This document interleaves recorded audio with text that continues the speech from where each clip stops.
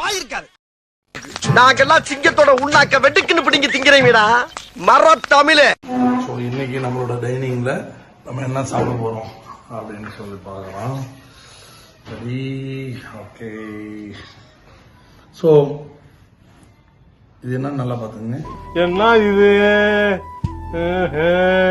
முடக்கத்தான் கீரை தோசை.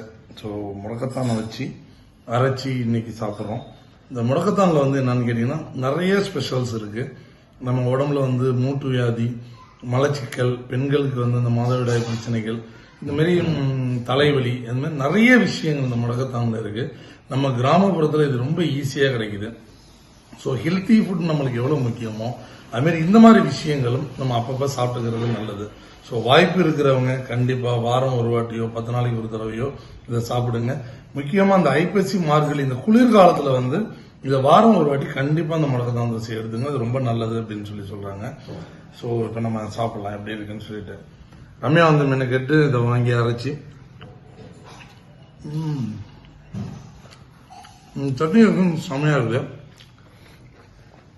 இதுக்கு முன்னாடி ஒரு வாட்டியும் கார சட்னியில நல்லெண்ணெய் கொஞ்சம் வச்சுட்டு டேஸ்ட் பண்ணி பார்த்தோம்.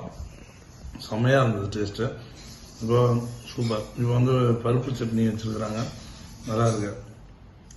எல்லாரும் ட்ரை பண்ணுங்க. பாய். Without idli, there is no chutney. Without chutney, there is no idli. Rendu சேர்த்து full கட்டு கட்னி அட சோறு